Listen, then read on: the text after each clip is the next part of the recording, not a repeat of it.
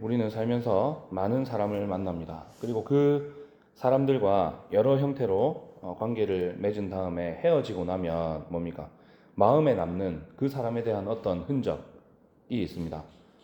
제가 대학교 다닐 때 허구한 날 수업 시간에 지각하는 친구가 하나 있었거든요. 박아무개라는 친구인데 교수님이 어느 날 그 얘기를 하시는 거야. 그 상담 관련 수업이었는데 다른 제 친구한테 그 친구 이름을 딱 대면서 박아무개 하면 네가 무슨 생각이 나냐 이랬더니 그 친구가 박 누구 하더니 지각 딱 이러는 거야. 그래 그 친구는 지금까지도 뭐 졸업한 지 20년이 됐지만은 지각했던 거밖에 딱히 기억나는 게 없어요. 그 사람에 대한 어떤 독특한 인상과 이런 것들이 강하게 우리 안에 남게 되잖아요. 어떤 사람은 또 같이 대화를 나누고 헤어지면 그 마음이 참 따뜻해지고 그 사람이 머물렀던 자리조차도 좋고, 그죠? 그래서 그 사람한테서 어떤 좋은 향기가 나는 것 같고, 또 어떤 사람은 말도 험하게 하고 인격도 참 성숙하지 못해가지고 내 여기저기 좌충우돌 부딪히고 들이받고 이런 사람들을 보게 되면 그 사람하고는 어떻습니까? 또 잠깐 같이 있었을 뿐인데 마음이 답답하고 에너지를 다 뺏긴 것 같고 머물다 간 자리마저도 뭐 불쾌한 냄새가 나는 것 같은 그런 경험을 때로는 하기도 하는 겁니다. 그래서 이런 사람하고는 할 수만 있으면 관계를 끊고 싶어지는 것입니다. 사람마다 품고 있는 그런 고유한 향기, 고유한 이미지 이런 것들이 다 있는 것입니다. 여기서 말하는 향기는 무슨 매질인 공기를 통해서 무슨 입자가 코에 들어와서 나는 그런 냄새가 아니고 그 사람의 뭐의 냄새겠어요? 삶의 냄새, 인격의 냄새, 성품의 냄새 아니겠습니까? 오늘 저와 여러분의 삶에서는 과연 어떤 냄새가 나고 있을까? 우리 그리스도인들은 세상 속에서 어떤 향기를 풍기며 살아가야 할까? 사도 바울은 안타까운 마음으로 오늘 우리가 읽은 본문을 쓰고 있습니다. 12절과 13절을 보면 사도 바울의 선교 여정이 결코 순탄하지가 않았습니다. 바울은 드로아라는 지역에 이르렀습니다. 그 드로아에서는 주님이 주신 은혜로 복음의 문이 활짝 열렸습니다. 복음의 문이 열렸다 이게 무슨 뜻이야? 전도가 된다고요, 안 된다고요? 되더라. 전도했더니 되더라는 거예요. 사람들이 믿고 돌아오는 역사들이 일어나더라는 겁니다. 사역자로서 정말 기쁘고 신나는 상황 아니겠습니까? 우리 산동교회에도 하나님께서 이런 기쁨 주시기를 기도하시기 바랍니다. 예. 그런데 지금 바울의 마음이 어떻습니까? 13절입니다. 내가 내 형제 디도를 만나지 못하므로 내 심령이 편하지 못하여 그들을 작별하고 마게도냐로 갔노라.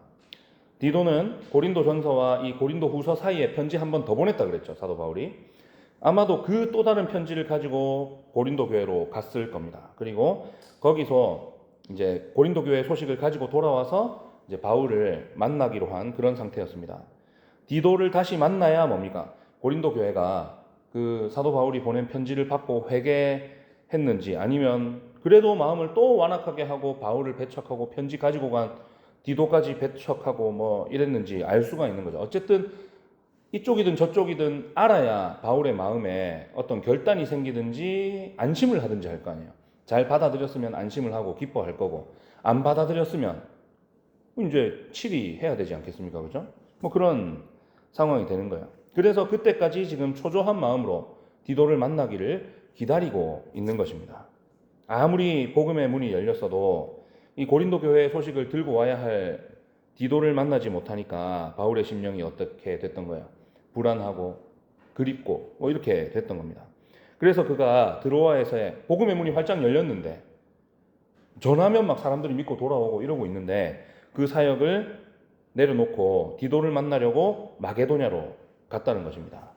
위대한 사역자라 할지라도 때로는 뭡니까? 인간이기 때문에 감정적으로 흔들리고 또 사역 현장에서 아무리 거기에 기쁨이 있더라도 때로는 고독감을 느끼고 이렇게 할 수가 있는 것이죠.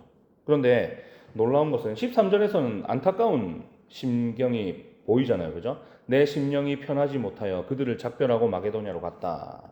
근데 14절 바로 뒷구절에서 하나님을 향한 뜨거운 찬양과 감사를 터뜨리고 있습니다. 항상 우리를 그리스도 안에서 이기게 하시고 우리로 말미암아 각처에서 그리스도를 아는 냄새를 나타내시는 하나님께 감사하노라. 어떻게 이런 고백이 가능했을까요? 내 영혼은 곤고하고 상황은 여전히 답답한데 고린도 교회 소식을 지금 못 듣고 있잖아요. 그런데 왜 바울이 감사하고 있을까? 자신을 통해서 드러나는 그리스도의 향기, 그리스도의 냄새 때문이었다라는 것입니다. 그러니까 사도 바울이 가는 곳에서 그리스도의 향기가 드러나고 그리스도의 냄새가 나타났다. 이게 뭘 뜻할까요? 그의 말과 행하는 일과 행동에서 뭐가 드러났다는 거야? 하나님의 성품, 그리스도의 성품이 드러났다는 것입니다. 이렇게 우리는 그리스도의 향기로 부름받았습니다. 마치 사람마다 각기 다른 성품의 향기, 인격의 향기, 삶의 향기가 있는 것처럼 우리 그리스도인들에게서 고유한 공통의 향기가 나오는데 그게 뭐라는 거야? 그리스도의 향기다 라는 것입니다. 우리는 그리스도의 향기로서 어떻게 살아야 될까? 또 어떻게 살아야 그리스도의 향기를 세상 가운데 드러낼 수 있을까? 말씀을 통해서 살펴보겠습니다. 첫 번째는 삶을 통해서 그리스도의 향기를 드러내야 한다는 것입니다.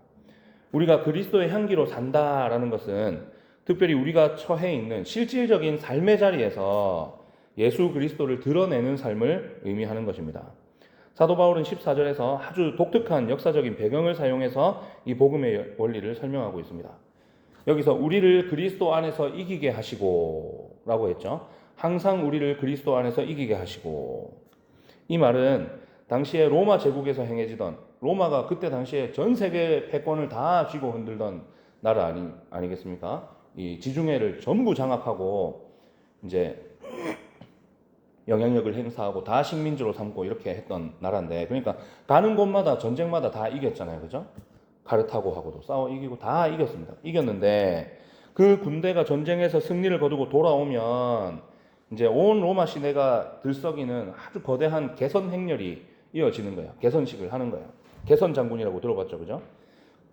전투에서 이긴 장군을 개선 장군이라고 하잖아요. 그 개선 장군이 탄 전차, 마차가 맨 앞에, 병거가 앞으로 서고 그 뒤를 이어서 이제 그의 부하들이 당당하게 이제 창 들고 방패 들고 척척척척 걸어가는 겁니다.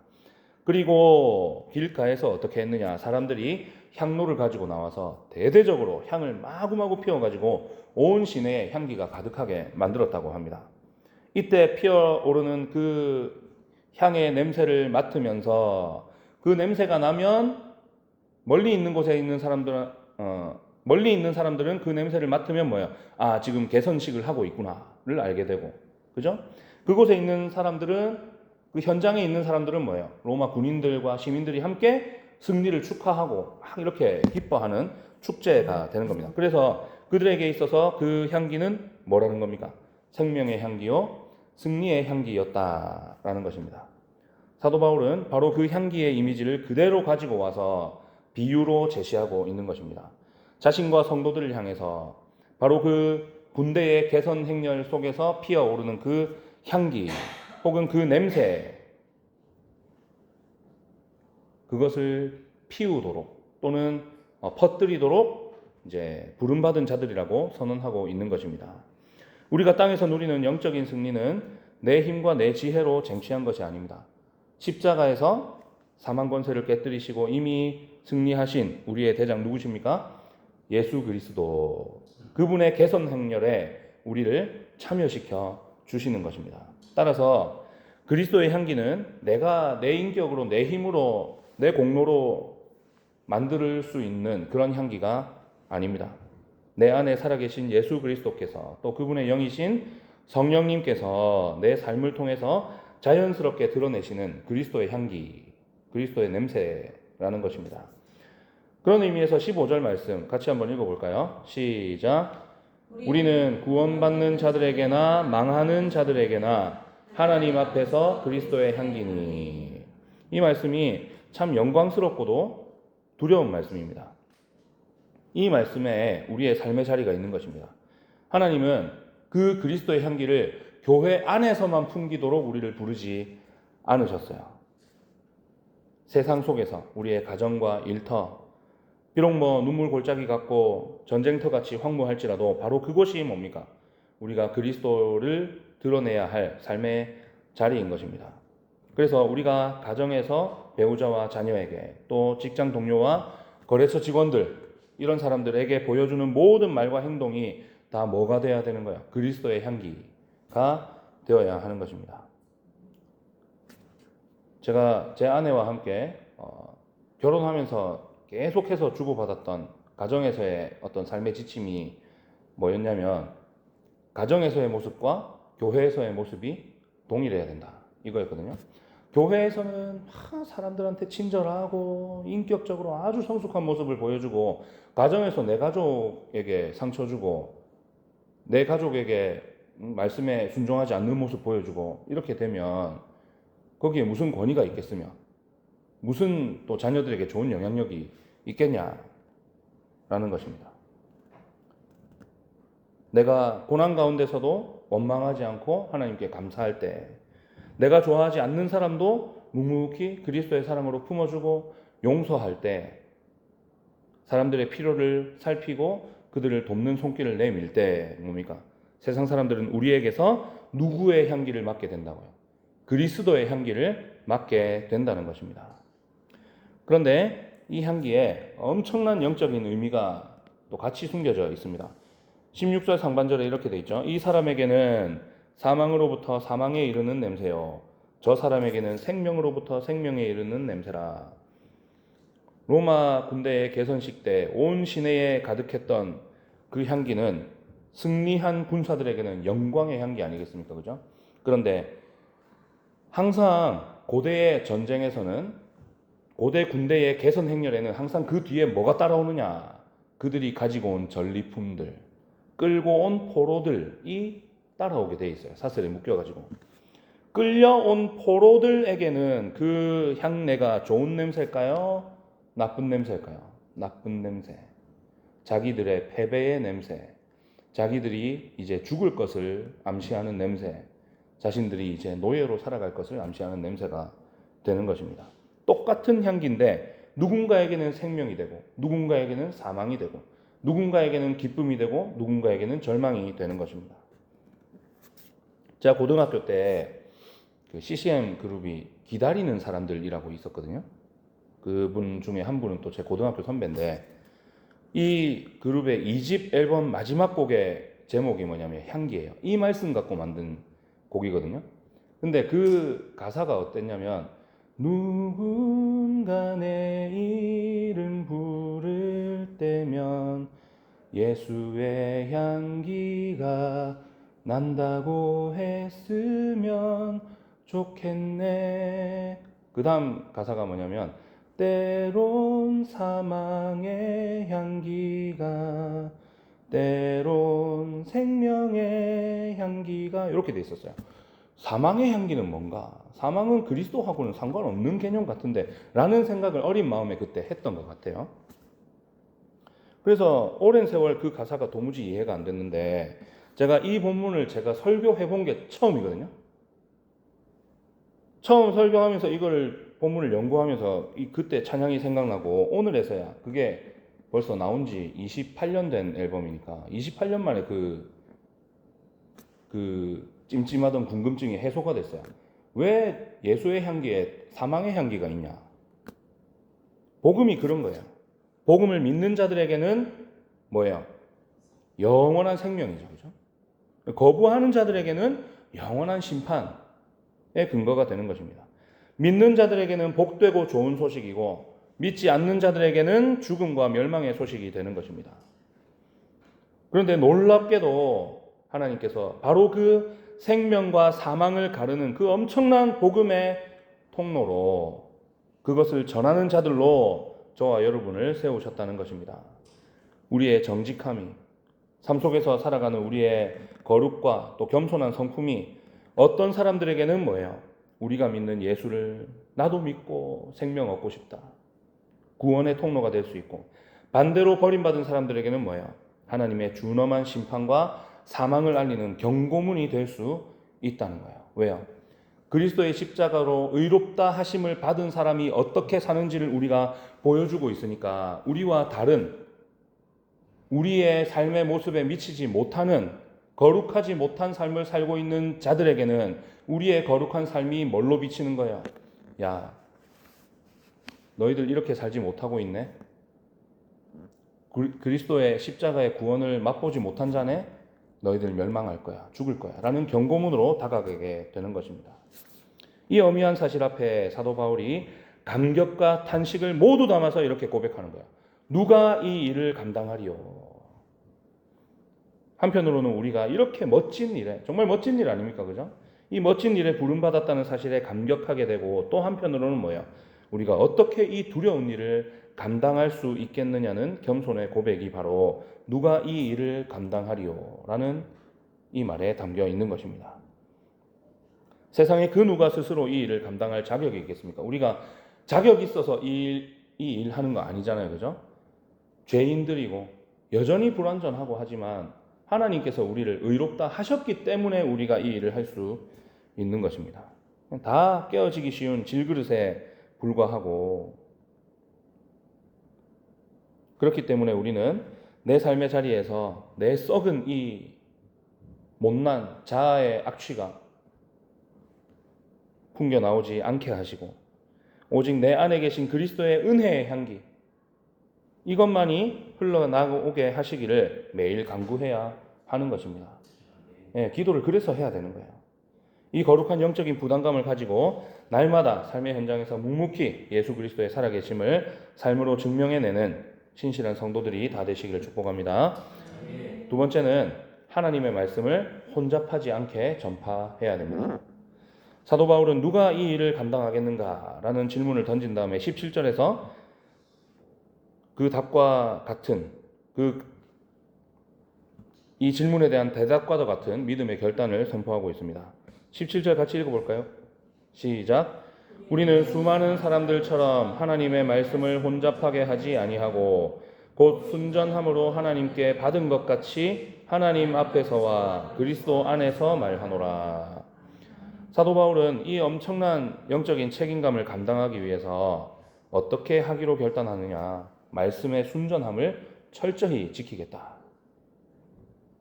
여기서 중요한 단어가 나오는데요. 혼잡하게 한다. 누군가들은 혼잡하게 하고 있다는 거예요.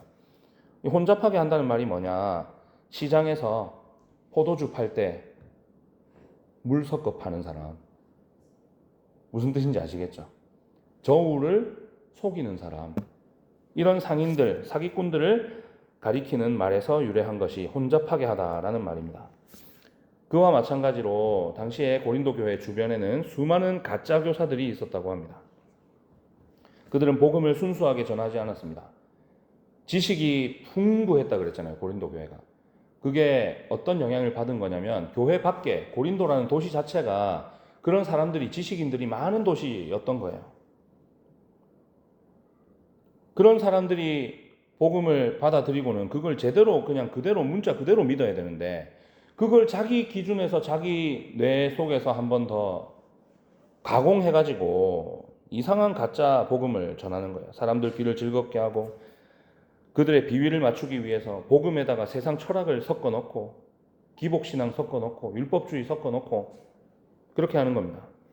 그게 뭐예요? 말씀을 혼잡하게 하는 일이고, 그래서 사람들을 현혹하고 때로는 자신들의 사적인 이익과 명예를 취하는 사람들이 고린도에 있었다는 것입니다.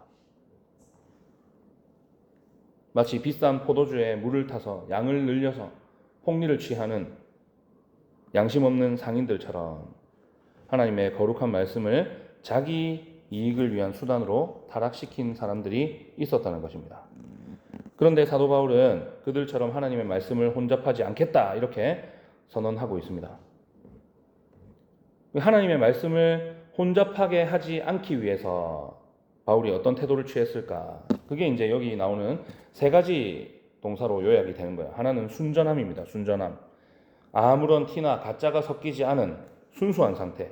어떤 불순물도 섞여 들어가지 않은 100% 복음 그대로의 능력을 믿고 그대로 전하는 것. 목사도 그런 유혹이 있거든요. 말씀 말고 다른 걸 좀 해야 되지 않을까? 근데 가장 중요한 건 뭐예요? 뭐 다른 사역들을 혹시나 하더라도 그것도 다 뭐예요? 말씀을 전하고 복음을 전하기 위한 수단으로서 그것들을 하는 것이지, 그것 자체가 교회의 주된 사역이 돼서는 안 되거든요. 구제도 마찬가지고 다른 것들도 다 마찬가지예요. 그러니까 중요한 것은 뭐예요? 여러분이 저를 위해서 기도하시되 어떻게 기도해야 되겠습니까? 말씀의 본질, 사역의 본질을 잘 기억하고 잊어버리지 않고 이 초심을 잘 지켜서 말씀을 순전하게 전하는 일을 할 수 있도록 여러분이 저를 위해서 기도해 주셔야 되는 겁니다. 그러니까 사도 바울이 그렇게 하겠다는 거예요. 둘째는 하나님께 받은 것 같이 전하겠다. 내 지혜나 내 생각에서 나온 말이 아니라 지금 고린도 지역에 그런 사람들이 있었다는 거예요. 자기 철학적인 지식, 그 변론 잘하는 사람들 얼마나 많았어요. 그 사람들이 그 헬라 이원론 철학을 가지고 성경 말씀을, 복음의 말씀을 자꾸만 뒤트는 거예요. 자기는 그렇게 하지 않겠다. 하나님께 받은 것 그대로 전하겠다. 오늘날 많은 목사들이 복음을 왜곡해서 세상에 아첨하는 것과는 완전히 대조적인 모습입니다. 세 번째는 하나님 앞에서와 그리스도 안에서라는 것입니다. 사람들 눈치 보지 않고 내 모든 말과 삶을 지켜보시는 하나님 앞에서 정직하게 말하고 살아가겠다, 이 뜻입니다. 향기가 진짜 힘을 발휘하려면 순전함이 유지돼야 합니다. 아무리 좋은 향수라도 여러분 섞어 놓은 향수 맡아보셨어요? 어우, 역겨워요, 역겨워. 그 향 그대로가 나야지. 아무리 따로 놓으면 좋은 향이 나는 향수라도 섞어 놓으면 냄새가 별로더라고요. 아무리 좋은 향수라도 거기에 다른 게 섞이고 물을 타버리고 하면 처음에는 향기가 좀 나는 듯 하다가 어떻게 되는 겁니까? 결국 변질돼서 고약한 악취를 풍기게 되는 것입니다. 오늘 우리가 살아가는 이 시대는 끊임없이 우리에게 영적인 타협을 요구하고 있습니다. 야, 예수 믿는 거 좋지. 너무 유별나게 믿지 마라. 뭐 거기에 목숨까지 걸고 있냐. 직장생활 하려면 적당히 속이기도 하고 뇌물도 좀 주고받고 술도 좀 마시고 그래야지. 그렇게 꽉 막혀서 어떻게 세상 살아가겠냐. 타협하라고 계속해서 유혹하는 거예요. 심지어 교회 안에서조차 하나님 말씀을 내 입맛에 맞도록 재단하는 경우가 얼마나 많습니까? 축복과 위로의 말씀은 달게 받으면서 죄에 대해서 지적하고 책망하고 회개하라고 하는 말씀, 십자가를 지고 자기를 부인해라, 헌신해라, 이런 말씀은 슬그머니 외면하는 거예요. 의도적으로 그 부름받아 나선 이 몸 이 찬송을 잘 안 부른다는 얘기도 있더라고요. 그뿐입니까? 세상의 거센 비난과 압박을 피하려고, 야, 교회가 뭐 저렇게 독선적이냐, 어떻게 구원이 지들한테밖에 없다고 하냐, 그 욕 안 먹으려고 교회들이 복음의 진리를 앞장서서 타협하려고 합니다. 그 중에 가장 아프고 가슴 아프고 극단적인 예가 뭐냐, 하나님의 창조 질서를 거스르는 동성애를 묵인하고 허용하는 타협을 저지르는 교단들이 있다는 거예요. 이번 정권과 여당에서도 포괄적 차별금지법 제정하려는 움직임을 끊임없이 시도하고 있습니다. 지난 지방선거 이후에도 언급한 걸로 제가 알고 있어요. 이런 상황이니 우리 믿는 사람들이 정신을 차려야 되는 겁니다. 이 세상이 법이라는 이름으로 성경의 진리를 억누르고 하나님의 창조 질서를 회방하려고 할 때 거기 동조하거나 침묵하는 것, 또 그런 일을 시도하는 자들에게 표를 주는 것, 하나님 앞에서 뼈아픈 영적인 타협이고 영적인 간음이 될 수 있음을 우리가 기억해야 됩니다. 우리에게 주어진 참정권과 선거권 역시 내가 듣기에 좋은 소리를 하는지 아니면 뭐 내 생각과 일치하는지가 아니라 성경의 진리와 하나님의 창조 질서를 수호하는가를 기준으로 두고 한 표를 행사해야 되는 겁니다. 와인에 물 섞은 것처럼 세상 지식, 세상 가치관과 타협한 가짜 복음에는 생명을 살리는 구원의 능력이 없습니다.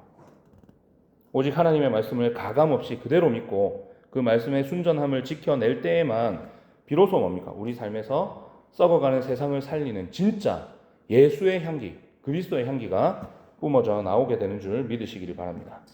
내가 조금 손해보더라도 세상 사람들이 융통성 없다고 미련하게 여기고 조롱하고 비웃을지라도 하나님 앞에서 신앙의 정조를 지키고 말씀 그대로 순종하는 삶을 살 때 그 순전한 믿음의 삶이 바로 세상을 뒤흔드는 가장 강력한 그리스도의 향기가 될 것입니다.